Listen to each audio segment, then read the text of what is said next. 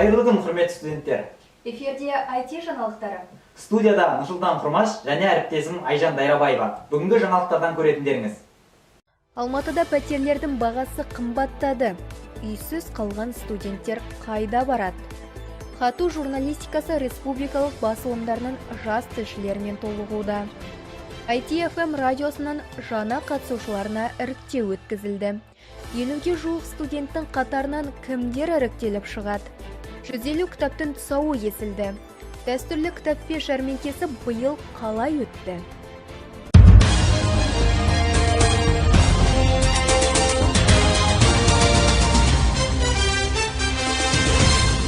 Хату студенттерінің саны тағы да толықты.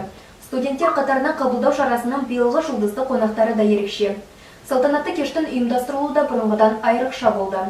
Бақшасарай мейрамханасынан тілшіміз Аружан Рамитен қызы. Дәл қазір біз Бақшасарай мейрамханасындамыз. Бүгін Халықаралық ақпараттық технологиялар университетінің бірінші курс студенттеріне арналған кеш өтіп жатыр.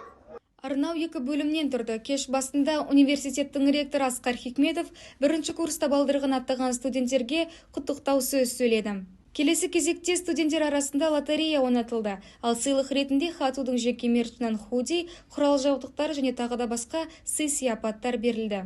Біздің посвящение өте жоғарғы деңгейде өтті, маған өте қатты ұнады, және де организаторлар, шоулар көңілінен шықты. Мереке әуен тобының өнер көрсетуімен жалғасты. Әрдайым көрермен көңілінен тыс қалмайтын Shadows би тобы осы жолда жоғары деңгейде өнер көрсетті. Олардың свинг стиліндегі биі кешті әрі қарай жандандыра түсті. Кеш қызу жалғасуда. Қазір студенттердің сүйікті әншілері, кештің спикерлері өнер көрсетеді. Қонақ ретінде келген әншілер қатарында жастар арасындағы танымал Абдыр және Алтын дауыс номинациясының жүлдегері Кали болды. Абдыр мен Калидің өнер көрсеткендері маған қатты ұнады. Осындай посвящение ұйымдастырған мұхит пен организаторларға үлкен рахмет. Қабылдау кешін ұйымдастырушылары Students Government тобы. Бүгінгі кештің ұйымдастырушылардың бірі боламын. Бүгінгі кеш ұйымдастырылғандай сәтті өтіп жатыр. Мен ойлағаннан да адам саны көп болды. Ұйым университетте әртүрлі шараларды ұйымдастырумен айналысады. Students Government-тен тағы да осындай шараларды асыға күтетін боламыз. Аружан Рамитен қызы, Айгерім Бегим, IT жаңалықтары. Республикалық балалар басылымдары белсенді авторларының хату журналистикасына қызығушылығы ерекше. Жыл сайын олардың саны артып келеді. Биылғы оқу жылында бірінші курсқа қабылданған Ұлан газетінің жас тілшісі Бану Әбдіғали мен әріптесім Аружан Апсаттар тілдесіп қайтты. Халықаралық ақпараттық технологиялар университетінің цифрлық журналистика мамандығына биыл 22 түлек грантқа түсті. Елдегі ең үздік жоғары оқу орнына түсу үшін 70-тен аса талапкер бақ сынап, шығармашылық жұмыстарын көрсеткен еді. Солардың арасында республикалық Ұлан газетінің жас тілшілері де бар. Мемлекеттік білім грантын жеңіп алған Бану Әбдіғалиева Ақтөбе қаласы Қорғантөс мектебінің түлегі, алтын белгі егері. ұбт мен шығармашылық емтиханнан жалпы 124 балл жинаған. 2019 жылдан бері Ұлан газетіне мақала жазып, бір шама сұхбаттың авторы атанып үлгерді. Іс-шараларға белсенді қатысып жүр. Жетістіктері де аз емес. Газеттен үйренген дағдылары шығармашылық емтихан тапсырғанда көп көмегін тигізген. Менде Ұлан газетінің мақалалары болғаннан кейін мақала қоры өте үлкен болды. Және де мен эссе жазғанда да қалай жазу керек, қандай қателер жібермеу керек деген сияқты түрлі нюанстарды біліп отырдым. Және де Ұлан газетінің жас тілшісі болғанның тағы бір жақсы жері десем болады. Сен адамға өзіңді қалай таныстыру керегінде білесің, яғни сөйлеу мәнерің қалыптасады. Бануға дәл қазір оқып жатқан пәндерінің ішінде конвергентті журналистика, пиар негіздері ұнауда. Ұланның жас тілшісі болған соң үй тапсырмасына берілетін мақала жазу, тақырып қою, тавтология жою сынды талаптар оған еш қиындық туғызбайды. Банудың хатуға келуіне ықпал еткен цифрлық журналистика мамандығы бойынша IT Nation пәндік олимпиадасы. Бұл байқаудан ол 3-ші орынды иеленген. Жалпы хатудағы журналистика Қазақстандағы ең бір керемет журналистика деп айтсам болады. Себебі мұндағы ұстаздардың өзі білікті мамандар. Жаңа технология, жаңа жүйе және де студенттердің сауаттылығының өзі барлығын білдіріп тұрады. IT университеті мен республикалық жасөспірімдер мен балаларға арналған ұлан газеті шығармашылық тығыз байланысты. Өткен жылы танымал басылыммен бірлесе отырып, бірнеше республикалық байқау өткізілді. Осындай байланыс нәтижесі ұланның жас тілшілері Айжан Тайрабаева, Жазира Бекболатова, Нұрлыхан Жұмахан, Аружан Өріспай, Бейбіт Ұзақбайдың IT-ді таңдауына ықпал етті. Аружан Афсаттар, Сабина Сабитова, IT жаңалықтары. Хатуда 1 аралық бақылау мерзімінде студенттерді сергіту мақсатымен кино кеш өтті. Оның бас демеушісі Mountain Kings ұйымы. Жастарға ұсынылған туындыны тілшіміз Айгерім Бегім де көріп қайтты.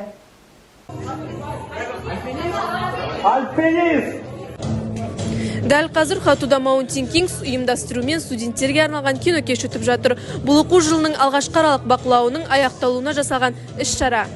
Mountain Kings ұйымы 2021 жылдың ақпан айында студенттер уақытын тиімді өткізу үшін құрылған ұйым. Бұл ұйымның мақсаты студенттердің арасында қарым-қатынасын жақсарту, өздеріне дос табу және спортпен айналысу. Кеш басында көрермендер арнайы сауалнамадан өтті. Сауалнама әртүрлі фильмдер желісіне құрастырылған. Келесі кезекте студенттер 3 топқа бөлініп ойын ойнады. Ойын шартына сәйкес әр топ өзара түрлі кейіпкерлер рөлін сомдап, өзге қатысушылар жауабын табуға тиіс еді. Ал жеңімпаз командаларға балл берілді. Так, я организовал это мероприятие, я ожидал, конечно, чуть больше людей, но тоже в своем плане хорошо прошло. Все проходит по плану нашему, фильм, как запланировал, начинается. Игры прошли гораздо лучше, чем мы планировали. Студенттердің жылдамдығымен қатар логикалық қабілеттері де сыналды. Кеш соңында экшн жанрындағы шынайы оқиғаларға негізделген Эверест фильмі көрсетілді. Фильм өте жақсы болды, эмоцияға толы. Мен уақыттың қалай тез өткенін байқаған жоқпын. Ал былай мероприятие туралы айтатын болсақ, ол күшті өтті. Сағат 6-дан бастап уже 9-ға дейін біз универдің ішінде өте көтеріңкі көңіл-күймен атап өттік. Еске сала кетсек, Mountain Kings ұйымы соңғы рет шілде айында университет ауласында кинофестиваль өткізді. Іс-шара өз мәресіне жетті, ал біз Mountain King ұйымынан тағы да осындай кештерді күтеміз. ITFM радиосы жаңа шығармашылық топпен толықты. Жақында Хатуда радиоға қызығушылық танытатын студенттер арасында іріктеу өткізіледі. Оған журналистика мамандығының ғана емес, IT технология саласының жастары да ықылас білдірді. Көңілді хабарларымен университет өмірін қызықты еткен ITFM радиосы бүгін жаңа қатысушыларға арнап іріктеу кезеңін өткізбек. Ұйымға мүше болған шығармашыл жастар дәл мына студияда хабар дайындап, өзін медиа саласында байқап көреді. Іріктеу кезеңіне 50-ге жуық студент қатысты. Команда мүшелері IT радиосын дамытамыз деп келген жастармен танысып, радио жұмысы туралы ақпарат берді. Біздің ұйымымызда негізінде 3 бөлім бар. О радио жүргізушілер, SMM және де креатив бөлімдері. Соған байланысты біз негізгі радио жүргізушінің, яғни қойылған дикциясы, сөйлеу манері, камерадан қорықпауы, сонымен қоса өзінің топтастырылған әндерінің жиынтығына байланысты қабылдайтын боламыз. ITFM-нің бір ерекшелігі команда мүшелері келушілердің тәжірибесіне қарамастан оларды радио хабар дайындауға өздері үйретеді. Ұйымдағы радио, медиа, креатив бөлімдері бойынша бірнеше кабинетте сұхбаттасу өтті. Ұйымдастырушылар студенттерден неге бұл ұйымды таңдаған, қандай қабілеттері барын сұрады. Алдын ала дайындаған жұмыстар мен ұсыныстар да назардан тыс қалмады. Бүгін мен Атбарға келдім. Барлығы жақсы, маған ұнады. Ішіндегі атмосфера барлығы ұнады, керемет. Өтемін деген ойдамын. ITFM студенттердің шығармашылық және жүргізушілік қабілетін шыңдап, жан-жақты дамуына көмектесетін орта. Университетімізде осындай креатив ұйымның жұмыс істеуі білім алушылардың тың идеясын жүзеге асыруына таптырмас мүмкіндік. Аружан Афсаттар, Сабина Сабитова, IT жаңалықтары. Хабарымызды одан әрі жалғастырамыз. Оқу ордамызға ел патриоты, танымал ақын Алмас Ахметбек келді. Республика күніне орай ұйымдастырылған шара барысында жастарға ел болашағы, ұлттық рух, дінге, тілге деген сүйіспеншілік туралы тың ақпараттар берілді. Патриоттар сағатынан тілшіміз Аружан Бақбергеннің бейнематериалы. Биылдан бастап ел президенті Қасым-Жомарт Тоқаев 25 қазан республикалық күні деп ресми бекітті. Соған байланысты Хаты университетінде ақын «Көктөбенің желбіреген» өлеңінің авторы Алмас Ахметбекұлымен патриоттық кездесу өтті. Алмас Ахметбекұлы өткен ғасырдың 80-ші жылдарында поэзия әлеміне араласқан, қазақ әдебиетінде өзіндік қолтаңбасы бар дара әрі талантты ақын. Ойлы образға, шынайы сезімге толы сыршыл өлеңдерінің арқасында оның есімі сол 80-ші жылдардың өзінде ақ Шыңжаң қазақтарына кеңінен танымал болды. Ойлау кеңістігі де, парасаты да, көңілдің кеңдігі де артық болады. Мәселен, тағы бір сөзім бар. Қарсы отырған 5 қазақтың біреуін жек көрсең, ұлтымды сүйем деп айтпа деген. Жек көрмей өмір сүру керек адамдарды. Алмас Ахметбекұлының өлеңдерінің бір ерекшелігі қарапайым халық тілі арқылы әсері мол, көркем оймен қиысатыны. Демек, оның жасампаздығында тіл, образ, бояу, идея осы төртеуі шебер үйлесім тауып отырады. Құран сынды жатталған жырланада жырлана. Күл болғанша сүйіну, күл болғанша күйіну, аңсау шаршау бәріде сол махаббаттар. Алмас Ахметбекұлымен өткен кездесуде мен ерекше бір патриоттық сезімге бөлендім деп айтсам да болады. Ол кісіні бұрыннан танитынмын, алайда осы кездесуде ол кісімен жақын таныстым. Студенттері патриоттық күш алып, отанға дейін сүйіспеншіліктерін арттыра түсті деп ойлаймыз. Дәл осындай іс-шаралар көп болған сайын біздің рухымыз да оянады. Ақбота Қазбек, Аружан Бақберген, арнайы IT жаңалықтар үшін.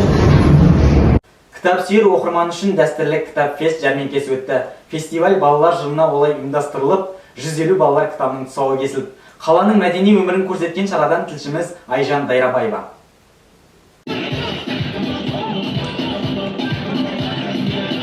Бүгін Алматыда жылдың ауқымды іс-шарасы Кітапфест фестивалі өтуде. Бұл думан балалар жылына орай ұйымдастырылуда. Сондықтан шара арнайы бүлдіршіндер бағдарламасы негізінде жасалған. Фестиваль жоғары деңгейде өту үшін 150-ге жуық волонтер қатысты.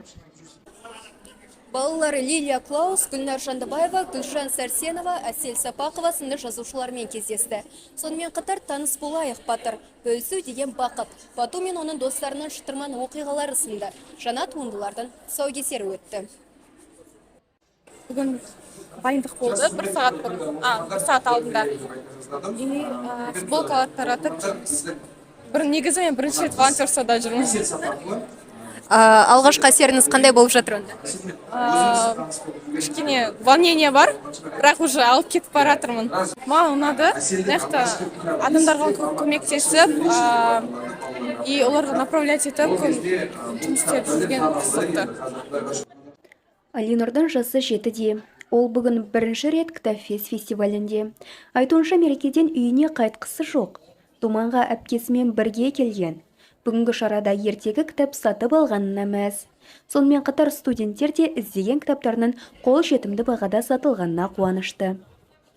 Өзім жыл сайын кітап фестиваліне қатысамын. Биыл кітап фестивалі өте ерекше өтуде. Өзіме көптен бері алмай жүрген кітаптарымды осы жерден алдым жеңілдікпен. Және де түрлі авторлардың, түрлі баспагерлердің дәрістері өтті. Өзіме болашақта инсайт болатын дүниелерді жазып алдым, түртіп алдым. Кітапфест фестивалі Бауыржан Фаундейшн қорының қолдауымен 2014 жылдан бері жыл сайын ұйымдастырылып келеді.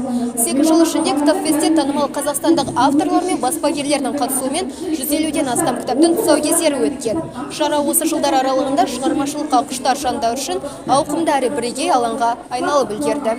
Айжан Дайрабаева, Жазира Бекболатова, IT жаңалықтар үшін. Елдегі саяси ахуалдар студенттер өміріне де әсер етіп жатыр. Ресей азаматтарының Қазақстанға қоныс аударуы алматылық жастардың әлеуметтік жағдайына соққы болды. Аяқ асты қымбаттаған пәтер ақысы студенттің қалтасына қиынға тиді. Әріптесім Жазира Бекболатова баяндайды.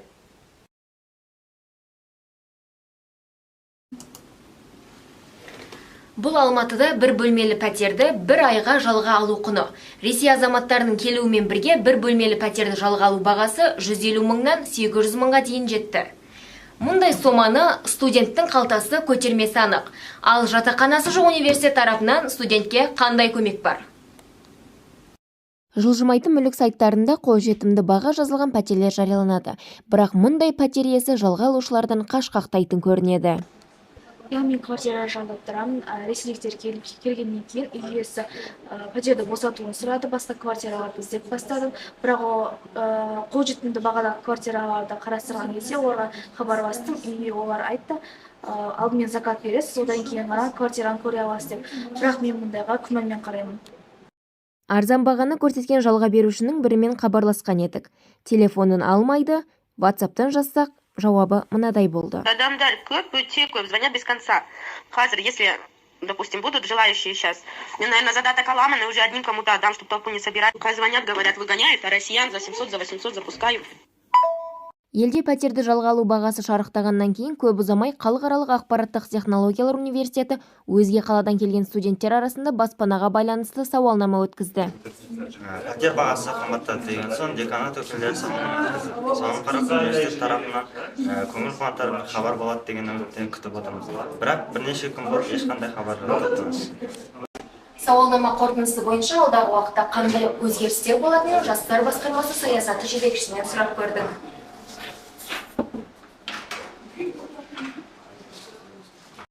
Біз сауалнама өткізгеннен кейін 224 студент жатақхана қамтамасыз ету керек деген жауапты алдық. Себебі бағалар көтеріліп жатыр. Жалпы негізі тек қана студенттер ғана емес, бүкіл біліп тұрсаңыз Қазақстанда келіп жатқан ресейлік азаматтарына байланысты бағалары қатты көтерілді. Университеттің әзірге көрсетер көмегі осы жатақханамен жасасқан келісім шарт. Мұнда студент 6 адамдық бөлме үшін ай сайын 35 мың теңге төлейді. Бұл соманы жатақхана үшін көп көрген студенттің жалдамалы пәтерге кетері сөзсіз. Жазира Бекболатова, Айжан Дайрабаева, IT жаңалықтар үшін. Тұран университеті 30 жылдық мерейтойы қарсаңында жас футболшыларды өз алаңына жинады. Бұдан IT студенттері де қалыс қалмады. Ректор кубогы қай команданың қанжығасына байланды. Тілші бейнематериалынан білейік.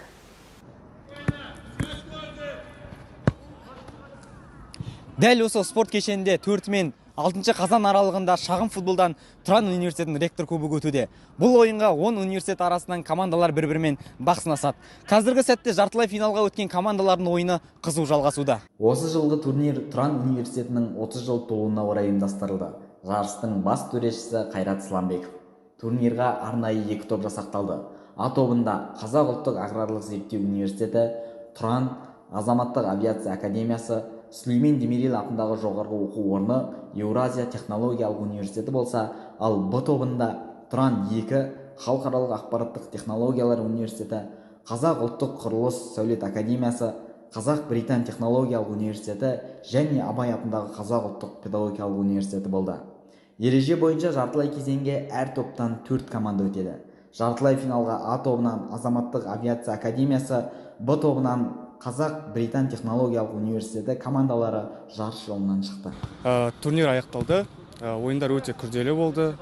Қарсылас командаларда біз де жақсы ойын көрсеттік. Бірақ өкінішке орай жүлделі орында ала алмадық.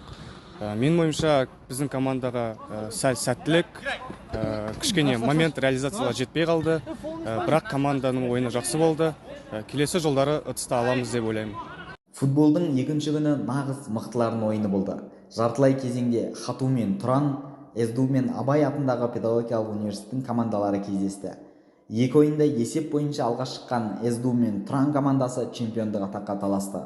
Ал үшінші орынға IT мен Абай атындағы педагогикалық университеттің жастары бақ сынасты. Жалпы жарыстың деңгейі өте жоғары деңгейде өтті деп айта аламын. Барлық командалар өте жақсы ойын көрсетті, барлығы жақсы дайындалған. Бірақ та өзінің жоғарғы дайындығымен менің көзіме түскен командалар, олар МУИТ, Туран және де СДУ командалары болды. Осындай жарыстар келешекте өте көп мөлшерде өтеді деген ойдамыз. Командаларға рахмет. Осымен турнир өз мәресіне жетті.